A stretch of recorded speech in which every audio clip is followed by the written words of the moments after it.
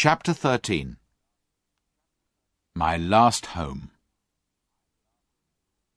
I was sold to a farmer at the horse fair, but it was his young grandson who persuaded him to buy me. The two of them walked past me, and seeing kindness in the farmer's face, I lifted my head, put my ears forward, and tried to look my best. The farmer stopped and looked at me. "There's a horse, Willie, that has known better days," he said. "Poor thing," said the boy. "Do you think he was ever a carriage horse, grandfather?" "Oh, yes," said the farmer. "Look at his fine head, and the shape of his neck and shoulder." He reached out a hand and patted me on the neck. I put out my nose in answer to his kindness, and the boy gently put his hand against my face. "Look how well he understands kindness," said the boy. "Won't you buy him, and make him young and strong again?" The man who was selling me said, "The boy can recognize a good horse, sir. This one isn't old, just tired and thin from too much work. In 6 months he'll be fine." £5 changed hands, and soon after I was taken to my new home. The farmer gave orders for me to have hay and oats every night and morning, and I was let out into a large field in the daytime. Willie, the young boy, was responsible for me, and he came to see me every day, bringing carrots or apples. During that winter, the rest, the good food, the soft grass and gentle running and trotting all helped to make me feel quite young again. When the spring came, the farmer tried me with a carriage, and I did the work quite easily. "He's growing young, Willie," he said. "We'll give him some gentle work, and look for a good home for him." One day during this summer, the groom cleaned and dressed me with special care, and Willie seemed half worried and half excited as he got into the carriage with his grandfather. "I hope the ladies like him," said the farmer. A kilometre or two beyond the village, we came to a pretty house, and Willie went to knock on the door. He asked if Miss Bloomfield and Miss Ellen were at home. They were, and Willie stayed with me while the farmer went into the house. He came back about 10 minutes later with 3 ladies.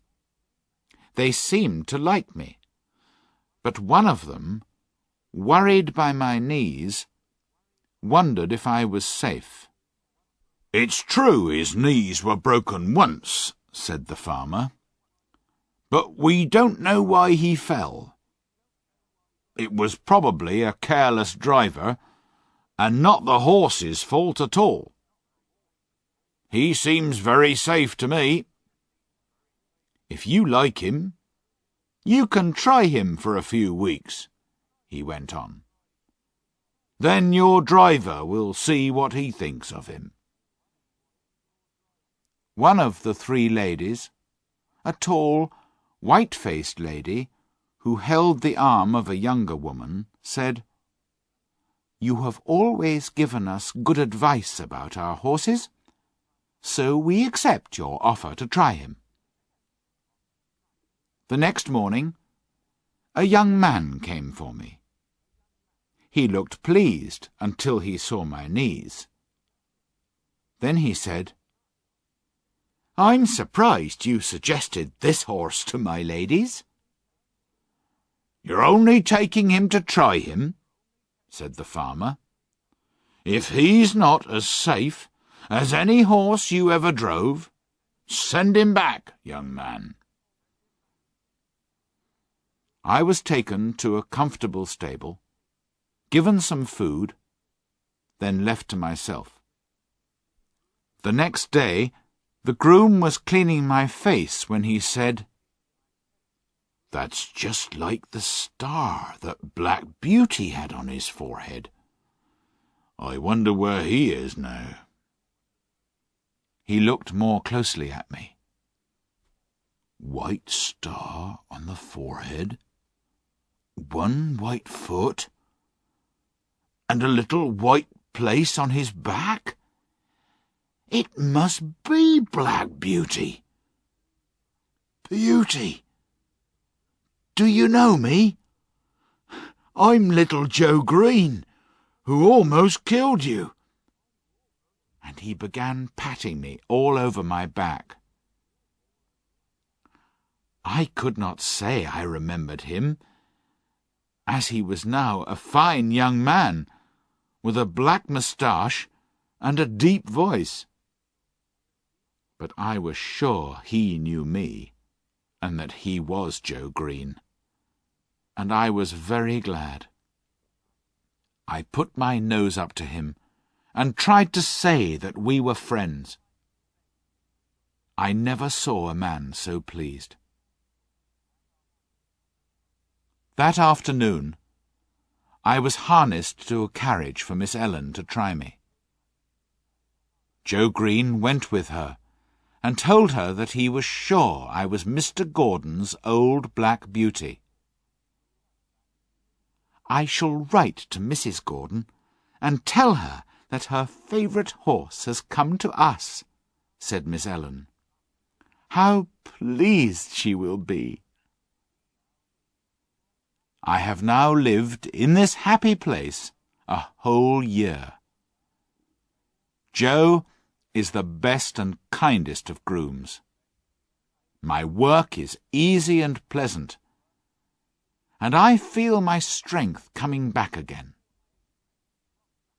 The ladies have promised that they will never sell me, and so I have nothing to fear.